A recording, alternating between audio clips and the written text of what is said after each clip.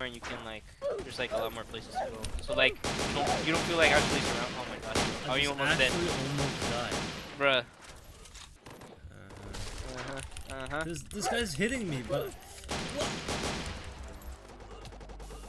You dead? Oh my gosh, you are dead.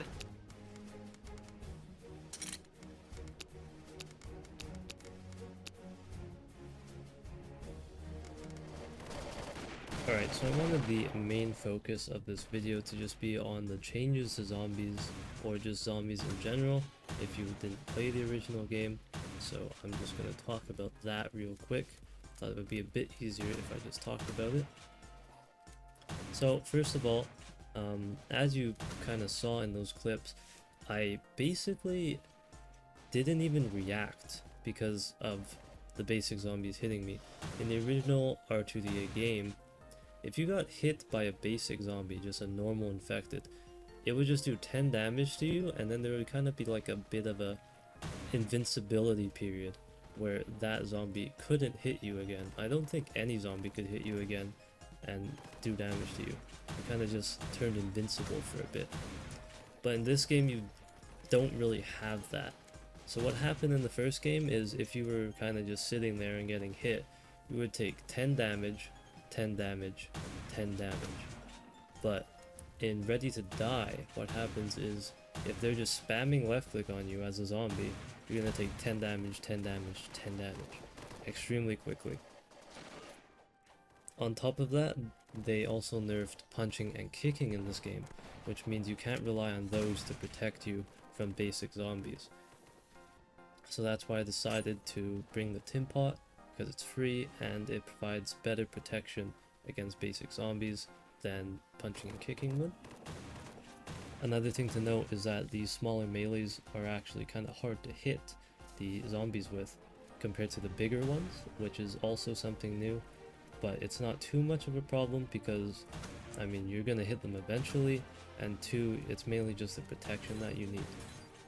Next, I would like to talk about the Brute.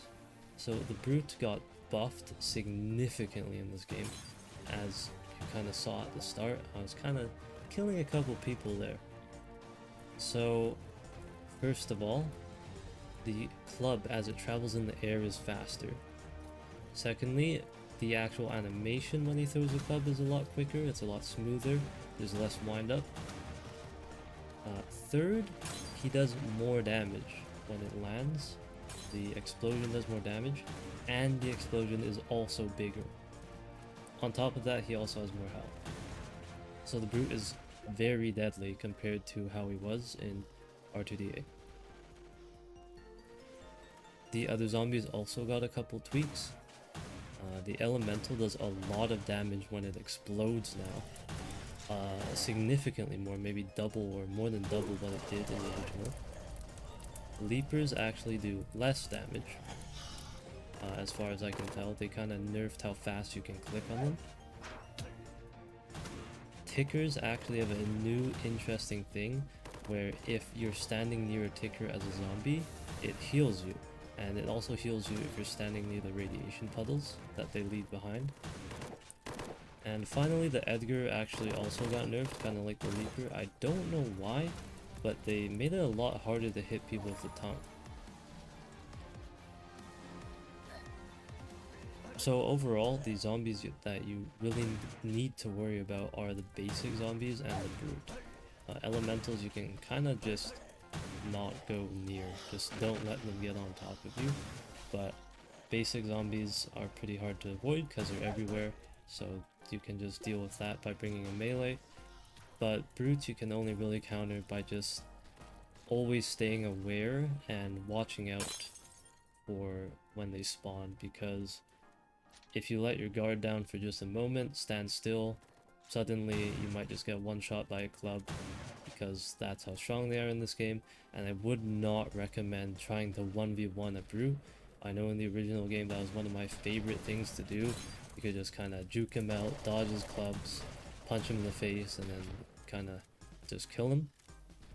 But in this game that is a lot harder, because if you mess up one time, you're gonna get significantly damaged or just die, because it's really hard to dodge the club now and he has a lot more health.